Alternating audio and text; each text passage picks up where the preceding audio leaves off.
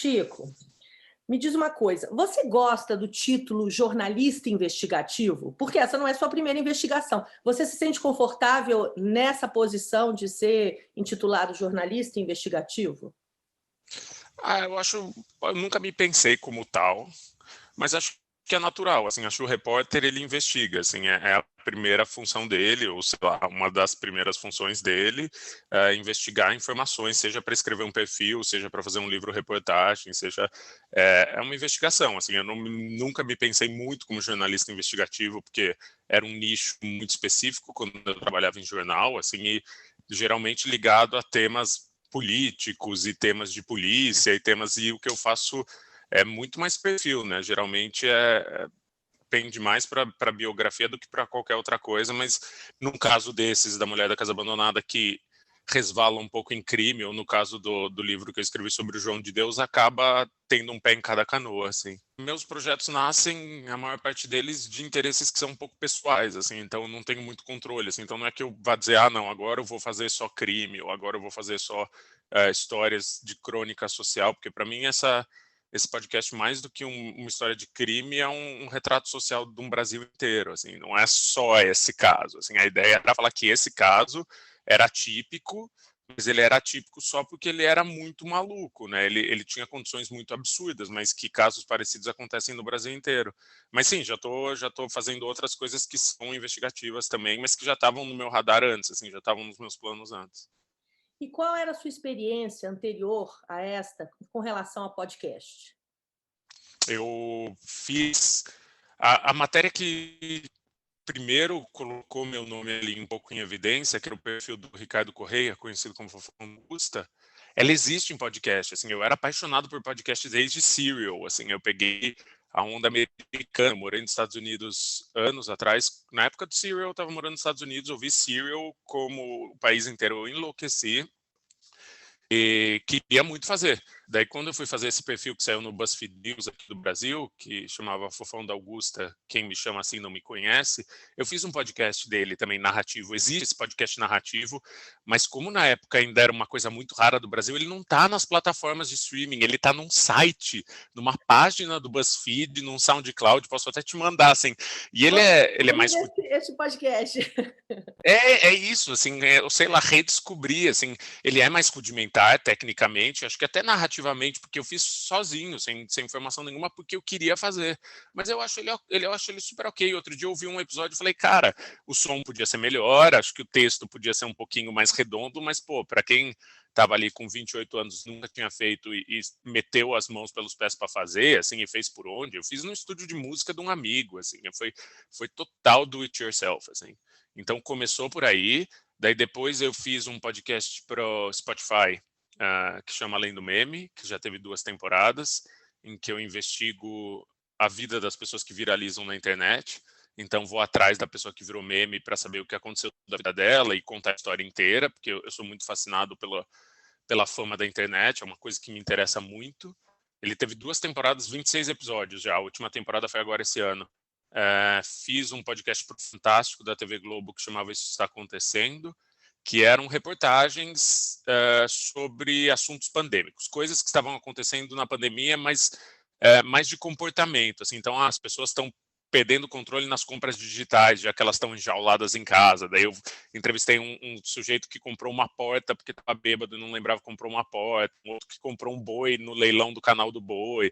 Eram pautas mais fé de vera, assim, mas que foi prazeroso, muito prazeroso fazer, né? Maravilhoso E, isso. e agora a Mulher da Casa Abandonada. Então é o meu terceiro. E fiz um também que era um projeto menor, mas era um podcast, chama Muitas Vidas, uma plataforma que chama Orelo, que eram obituários de pessoas que a gente perdeu para o Covid contado por parentes, ou por pessoas que as amavam, assim, que eu achei, esse foi mais um trabalho com cunho social, assim, não pensava nele como um produto jornalístico, eu pensava mais como um registro histórico do que qualquer outra coisa. Agora, vamos falar um pouquinho do seu estilo. É muito tranquilo, é uma questão descritiva muitíssimo interessante. Como é que veio esse estilo? Você estudou, aí é importante, porque serve muito ao iGenet para dar esse ensinamento para outros jornalistas. Claro. É um estilo que veio naturalmente de você, você estudou para fazer desta maneira, foi totalmente intuitivo ou veio do background dos outros podcasts? Da onde veio? Porque, assim, é muito Chico Felice, assim, as pessoas te conhecem pela voz agora, É né. esquisito. E a Reconhece mesmo outro sua dia. Uma e pessoa se é virou na padaria, ela não tinha me visto, eu falei alguma coisa, a pessoa virou na padaria e falou: "É você". Daí eu falei: "Você quem? Talvez seja eu, talvez não seja". que loucura. E outra É. coisa, a calma que você tem nos momentos de mais tensão, que é uma qualidade, assim, para pegar, né, você está com a faca no pescoço e tem que e as pessoas é incrível, porque, assim, eu tenho um temperamento que eu falei: "Gente, eu jamais agiria dessa forma". Eu ia estragar tudo, porque eu ia dar uma resposta, eu ia sair, eu soltar um palavrão, e você tá lá, zen, firme. Da onde vem isso, Chico? Que maluquice. Primeiro, a coisa da formação é difícil dizer, porque eu estudei jornalismo, né? Eu fiz graduação de jornalismo, comecei uma graduação de ciências sociais que eu arrastei por 8 anos e não me formei. Daí depois, quando eu fui, não sou muito acadêmico, não sou muito de estudar, não. Daí quando eu fui descobrir que tinha um mestrado de escrita nos Estados Unidos, que era muito prático e era só escrever um livro, basicamente, fiquei muito animado e fui. Comecei um mestrado de escrita, mas era escrita de ficção na Universidade de Columbia, em Nova York, mas não terminei. Por questões práticas, conhecidas como dinheiro, não terminei. Larguei no meio e vim para o Brasil publicar meu primeiro livro. Também tinha uma coisa de escolha de se eu ficava lá fazendo mestrado ou se eu vinha para o Brasil tentar ser autor, tentar escrever. Optei vir para o Brasil lançar Ricardo e Vânia e depois Mulher Maravilha, que é a biografia da Elke, que vem em seguida, a Casa, a História do João de Deus e tal. Veio tudo enfileiradinho, assim. Mas acho que vem muito do que eu consumo, talvez. Assim, eu gosto muito de jornalismo literário, eu gosto muito de podcast, sempre gostei. Então, acho que quando eu sentei para fazer, eu já tinha absorvido pelo cansaço. Assim, eu ouvia tanto This American Life, eu ouvia tanto podcast narrativo, eu ouvia tanto que talvez eu tenha entendido ali os rudimentos ouvindo mesmo. Nunca estudei roteiro de podcast, nunca estudei escrita de podcast, como eu também nunca estudei escrita de não ficção. Assim, eu fui escrever livro de não ficção depois de ter trabalhado em jornal diário a vida inteira, que são coisas um pouco diferentes. Assim. Então, no fim, a seriedade precisa ter a mesma, as ferramentas que você usa para investigar são as mesmas, mas o texto é um pouco diferente. Mas aí acho que era o tipo de coisa que eu já estava ali em banho-maria há tanto tempo que saiu, assim, eu não tenho muita dificuldade não. E me diz uma coisa, a questão da a gente falou um pouquinho antes de começar a gravar, sobre a sua surpresa, né, e a surpresa do Brasil e principalmente a sua, né, de Sim. que você não imaginava esse sucesso. Não, ninguém, foi completamente inesperado para mim, foi completamente inesperado para o jornal, foi completamente inesperado para todo mundo envolvido, assim, porque quando a gente faz um podcast, claro que você tem pretensão e você tem uma projeção, assim, então eu acho que tanto eu quanto a Folha esperávamos que A Mulher da Casa Abandonada fosse bem, porque era uma história muito chamativa, era uma história muito única, mas ir bem em podcast no Brasil geralmente ter 50.000 ouvintes, 100.000 ouvintes já é um absurdo, já é um podcast muito grande. Esse podcast chegou em milhões, foram 4 milhões de pessoas. Então, não era previsível, e tudo que aconteceu a partir dele não era previsível por uma questão também de tamanho, porque se fosse uma história que tivesse sido ouvida por 50.000 pessoas, a realidade paralela a ela, tudo que aconteceu em função dela, teria sido muito diferente, né? A partir do momento que vira um assunto nacional, assim, muita gente fica falando na internet, as televisões começam a repercutir e tal, acho que tem outros desdobramentos que a gente não previa. Então eu vou pular outras perguntas para chegar na pergunta que tem a ver com o final da sua resposta. Você teve alguma crise ética diante da comoção criada pelos podcasts? Sendo bem objetiva, se você pudesse voltar atrás, você faria exatamente igual ou você tomaria precaução, por exemplo, de não dar o endereço da casa? Tem essa questão, assim, que para muita gente o podcast que revelou onde a casa é, mas essa foi uma cautela que a gente teve. No podcast não tem onde é o endereço da casa, a gente fala da Praça Vila Boim, que é ali perto e tal, mas em nenhum momento a gente fala onde fica a casa exatamente, a gente não mostra a imagem da casa e não mostra a imagem da Margarida. Isso foi uma coisa pensada mesmo com a Folha de São Paulo, justamente por uma cautela, mas considerando daí que é um assunto público que já tinha sido noticiado, se você for no Google você encontra. E daí todas as outras repercussões também deram. A televisão mostrou desde o começo, vários outros veículos mostraram desde o começo, então ao mesmo tempo que foi uma coisa que a gente pensou, estava lá, era um caso que foi muito noticiado 20 anos atrás. O Fantástico chegou a mostrar a casa, né? No ano 2000, o Fantástico filmou a casa e filmou a Margarida dentro da casa. Então, eu acho que foi só uma questão de alcance ali. Se tivesse alcançado menos gente, talvez menos gente teria se interessado, não teria causado essa procissão de pessoas que foram até lá. Agora, como chegou em muita gente e você consegue encontrar informação no Google, assim, se você jogar hoje, é que hoje já mudou o Google, porque mudou também o tipo de coisa que foi escrito sobre o caso, mas antes de começarem a noticiar muito esse caso nesse revival agora, você conseguia encontrar a reportagem da época da Folha, da Veja, de todos os veículos dizendo onde era a casa, e a casa tem um nome, a casa tem... Então foi uma questão, sim, desde o começo. A gente pensou, tá, como contar essa história, revelando só o que seja essencial e de maneira a não colocar uma pessoa em risco ou não expor uma pessoa mais do que a gente acha essencial para contar essa história. Mas você faria tudo igual? Acho que, claro, com a cabeça de hoje, se eu voltasse 6 meses atrás e soubesse que ia ser tão grande, algumas coisas eu teria mudado, mas eu não tinha essa consciência, eu não teria como ter essa consciência, né? Eu acho que para a projeção que a gente tinha para o mercado que existia até então, acho que foi justo, teve cautela, mas, claro, todo trabalho é passível de crítica, todo trabalho tem seus calcanhares de Aquiles, e esse tem calcanhares de Aquiles, tem críticas que eu acho muito pertinentes, tem críticas que eu vou levar para os meus próximos trabalhos e nortear meus próximos trabalhos, mas eu penso muito em condição objetiva de trabalho, sabe, em materialismo, assim, quanto de tempo e de verba a gente teve para fazer isso, qual era o tamanho da equipe, era uma equipe minúscula, assim, e daí, tanto que outro dia eu estava numa conversa com um canal de TV muito grande, eles me chamaram para conversar com uma equipe de roteirista e tal, sobre o podcast, meio para bater papo, não tinha nenhum interesse comercial ali. E eles falaram, uma pessoa me perguntou, mas quantas pessoas tem nessa equipe de roteiro? Umas 20, 30? E daí eu só pude dar risada e falar, não, era literalmente eu de bermuda e gravador, assim. E daí acho que quando a coisa fica muito grande, ela dá a ilusão de que ela foi um projeto hollywoodiano. Não, era eu de bermuda, regata e gravadora, a Beatriz Trevisan, que é minha produtora, que ajudava com a transcrição de áudio, ajudava com alguns contatos, que fez um episódio, inclusive ela foi para Minas Gerais entrevistar a Madalena Goediano, o episódio de Outras Tantas Mulheres, que fala sobre casos parecidos de trabalho análogo à escravidão, foi a Beatriz que escreveu, e a Beatriz que apurou, mas era uma equipe super diminuta e super enxuta, só que daí quando a coisa fica um monstrão gigante, dá a impressão que foi o projeto do ano, tocado por várias pessoas, muito pensado. Não, ele foi... E o podcast no Brasil ainda é relativamente caseiro. A gente faz, claro, com ferramentas profissionais, porque somos profissionais, mas não tem estrutura. Pelo menos no meu caso, eu nunca tive estrutura para fazer podcast. Sempre foi um trabalho sozinho. No final das contas, a equipe era de quantas pessoas? Se você parar para contar quem de fato estava em campo e escreveu, éramos eu e a Beatriz. Porque daí tem a estrutura da Folha, claro, que tem a equipe de podcast da Folha e tal, mas a gente já entregava escrito e gravado. Então, se você parar para pensar quem investigou e quem escreveu, fomos eu e a Beatriz Trevisan. Agora, vamos falar um pouco da sua relação com a fonte, né? A principal fonte, a mulher... Margarida.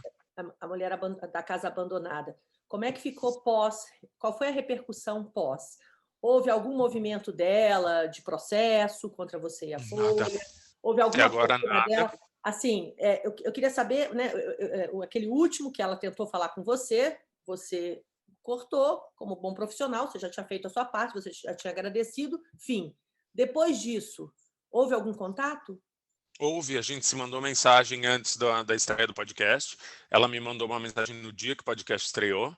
E desde então eu tenho contato com a família dela, até por uma questão de quando a coisa foi ganhando corpo e uma dimensão que ninguém esperava, era importante que a gente mantivesse esse contato com a família e falar, olha, vocês precisam de uma ponte com a Secretaria de Segurança Pública, eu faço essa ponte, eu tenho esse contato, vocês precisam ou para o caso de qualquer informação errada, ou, enfim, qualquer aflição deles. Chegou até mim que eu errei o nome do cachorro, e eu de fato errei o nome do cachorro, porque o áudio estava muito ruim quando ela disse, e ela disse que Ebony e Ivory eram cachorros que ela já tinha tido, só que como ela falou muito distante, no meu áudio eu entendi que eram os cachorros que estavam ali vivos, então, até por causa de errata, assim, eu errei o nome dos cachorros, então teve essa errata depois, mais pra frente, num episódio do Café da Manhã, mas foi isso, assim, o contato vai continuar existindo, essa porta vai estar para sempre aberta, é meu dever de ofício, ter contato com a Margarida Bonetti, caso ela queira falar mais, caso ela queira tirar qualquer dúvida, isso em qualquer reportagem que eu faço, assim, não existe fim, né, não existe terminou o nosso contato, não, para sempre eu tenho o dever de ter contato com ela, caso ela queira falar comigo, e com a família eu falei algumas vezes, inclusive até o fim do podcast eu continuei em contato com a família dela. Na questão da última vez que ela mandou mensagem para você, ainda era uma tentativa de barrar a publicação? Já não era mais, era uma tentativa. Ela começou a sugerir que eu falasse com pessoas que queriam testemunhar que ela era uma boa cidadã. Então, ela pedia que eu falasse com um padre aqui de São Paulo, que ele me conhece desde a infância. Mas nessa altura o podcast já estava. Era o dia da estreia, ele já estava pronto, ele já estava escrito e também não era essencial para a narrativa, sabe? Eu não estava atrás de gente que fosse depor que ela era uma boa, uma pessoa, não era essa a questão, era a questão, o crime aconteceu ou não aconteceu, e porque ela nunca foi julgada. Então, o último contato que a gente teve foi isso, assim, ela me passou o número de um padre de uma paróquia aqui do centro de São Paulo, e falou, ele me conhece desde criança, ele vai dizer que eu sou uma boa pessoa e eu sou incapaz de fazer isso, daí, ok, até falei com o padre, e era isso, no fim. Ele não tinha nenhuma informação nova, ele só queria dizer, não, ela é uma boa pessoa, ela nunca fez isso é mentira. Ok, está contemplado. Assim, ela também defende o mesmo ponto de vista na entrevista dela, então estava contemplado. Você é muito opinativo, mas você conseguiu um tom de opinião que eu achei fantástico. Assim, que eu achei assim, incrível, porque não sei se é porque é tão óbvio. Sabe assim, você dava toques de opiniões óbvias, que não parecia tão intrusivo, que não parecia tão julgamento. Como é que você conseguiu esse tom?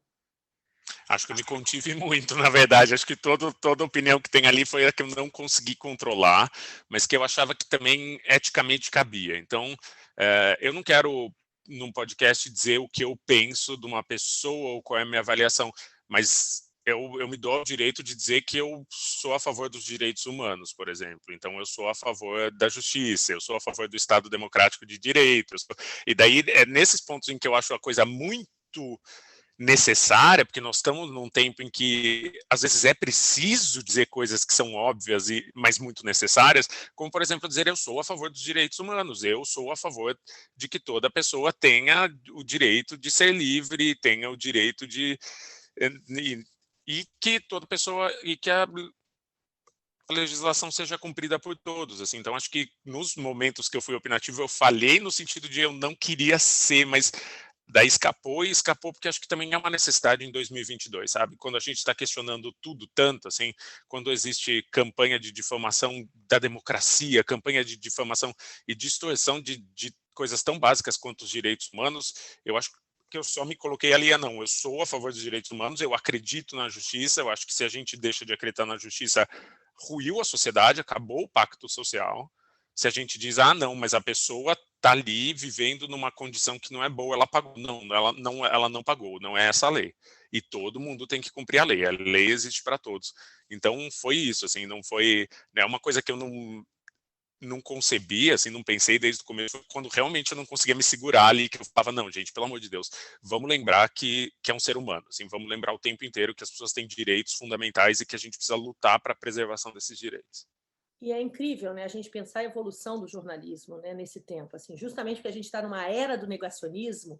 Exatamente. Muitas situações não tem jeito de colocar 2 pesos, 2 medidas, vamos dar espaço igual, porque não dá para ser é uma relativista. loucura, e você começa a achar que ela tem razão. Eu acho que às vezes o relativismo que existiu por muito tempo no jornalismo nas últimas décadas não cabe mais. Não dá para relativizar alguém que é contra a democracia, não dá para relativizar alguém que é racista, ou alguém que é misógino, ou alguém que é LGBT-fóbico. Não dá, não são dois lados equivalentes, não são. Existe um lado que a gente quer lutar para a preservação de direito e existe um lado que quer destruir. Então, eu questiono muito essa coisa da necessidade do outro lado sempre, de um paralelismo. Às vezes é assimétrico, às vezes não é a mesma coisa, não é a mesma, não pode ser a mesma coisa. E eu procurei, assim, eu fiz meu dever, isso me dá muita tranquilidade. Eu fiquei dias acampado na frente da casa dela para conseguir uma entrevista, sabe? Só para conseguir contemplar o lado dela da história, só para dar o outro lado. Então, meu dever está feito, assim. Mas é engraçado isso porque eu ouvi questionamentos em duas direções.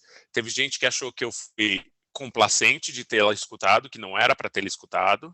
E teve gente que achou que eu fui rude na entrevista, que eu fui muito seco, que eu contestava muito as informações que ela dizia. Então, acho que, sei lá, para as duas pessoas é isso. Eu era obrigado a ouvi-la, porque ainda existe o outro lado no jornalismo. A gente, se vai falar algo sobre alguém, a gente precisa ouvir a versão dessa pessoa, mas você precisa se ater à verdade, que é quando o discurso dela começava a fugir muito dos autos e do que o FBI tinha investigado, era minha obrigação dizer, não, desculpa, tem foto dessa geladeira trancada, você não pode dizer que não existiu, existe uma prova. Então, acho que, sei lá, estou em paz com o meu dever feito nesse último E que episódio. bom que você teve as duas opiniões. Então tá ótimo, né? Se é uma Exato. comunicação dos dois lados, você tá lá no equilíbrio. Está lá no meiozinho da história. Se você desagradou os dois polos, é sinal de que você está ponderado. Perfeito, perfeito. Aí sim o relativismo. Agora me diz uma coisa. Conta aí uns segredinhos, porque eu acho tão bom. Por exemplo, um menino que está na universidade, alguém que está pensando em investir em podcast, você mesmo admitiu que a equipe era super pequena. Me dê dicas. Como é que você fazia, por exemplo? Eu imagino assim, a loucura de você pensar de perder um áudio, né? Gravou entrevista. Como é que você se garantia? Você tinha um backup? Me Eu tenho. conta alguma sua maneira de trabalhar. É super fácil, prático e eficiente. Um gravador profissional, eu uso um Zoom H4n, mas eu uso sempre o iPhone gravando o tempo inteiro, que é o meu backup, é o meu step. Porque tecnologia, coisa enguiça, coisa dá problema, o cartão de memória corrompe, acontece com uma frequência maior do que eu gostaria. Então, sempre tenha 2 ou 3 gravações da mesma conversa, ou da mesma cena, ou do mesmo momento, porque elas se perdem e às vezes a qualidade de uma fica melhor que a de outra. Jogue tudo na nuvem assim que você chegar em casa. Eu sei que é horrível, demora e não é prático, mas tudo precisa estar na internet, na nuvem, porque gravador é roubado, você perde celular e tal, então tudo nomeado e na nuvem no momento que você chega em casa. Eu fiz isso ontem, cheguei em casa ontem, meia-noite, de uma entrevista exaustiva de 5 horas. Eu só queria o quê? Dormir, né? Queria comer um pedaço de pizza e dormir. O que eu fui fazer? Sentar no computador e jogar 5 gigas de entrevista na nuvem, porque se eu não jogasse naquele momento, vai saber o que aconteceu hoje, sabe? Então é uma coisa muito chata e muito técnica, mas muito necessária de ter os áudios sempre num lugar em que eles dificilmente vão se perder. Aí eu vou entrar nessa sua entrevista de 5 horas para saber qual é o seu próximo projeto assim, em andamento. Pode ser dito? Pode, claro. Eu lanço um livro agora em novembro que chama Rainhas da Noite, que já saiu como audiolivro, que está pronto, que é a história de uma máfia no centro de São Paulo, que existiu dos anos 70 aos anos 2000, comandado por 3 travestis que eram figuras únicas, assim, únicas. Isso já está pronto. Isso já sai pela Companhia das Letras em novembro. E agora eu estou fazendo 2 investigações paralelas, não sei qual sai antes. Uma de um crime que aconteceu 20 anos atrás e nunca foi resolvido, na elite. É um crime muito bom porque envolve muito bom, digo, enfim, muito bom narrativamente, eu fico muito animado, assim, mas Politicamente falando.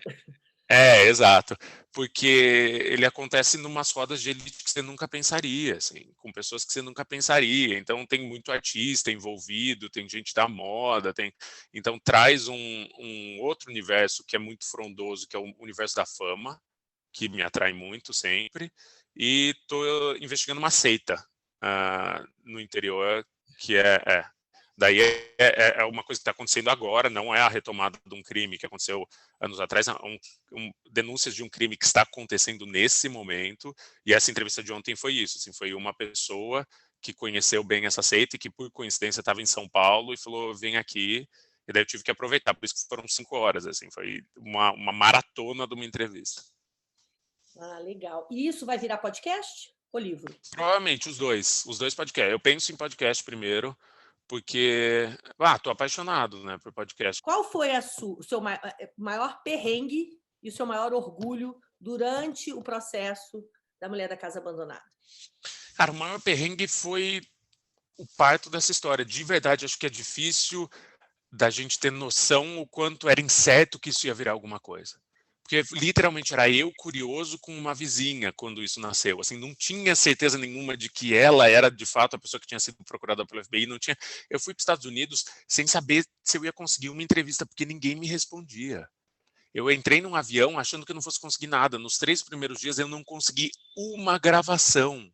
Imagina eu pensando, meu Deus, eu gastei dinheiro, eu tô aqui, eu vou voltar sem nada, não vai ter podcast, não vai ter história, não vai ter nada. Porque depois que aconteceu, ganha outro panorama, né? Parece muito mais fácil, mas quando você tá ali no frigir dos ovos, é desesperador, assim, é desesperador. E a parte assim, a coisa que mais assim te deu orgulho, você falou, foi realmente, imagino que deve ter sido falar com ela?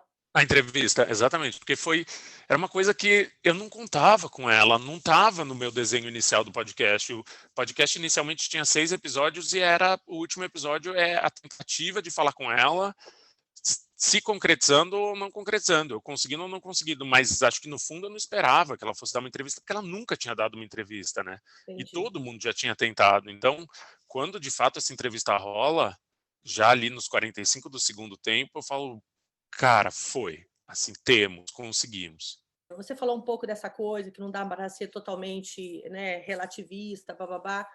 E que Uhum. outra, que outra sugestão, que outra dica você dá para os novos jornalistas que estão chegando?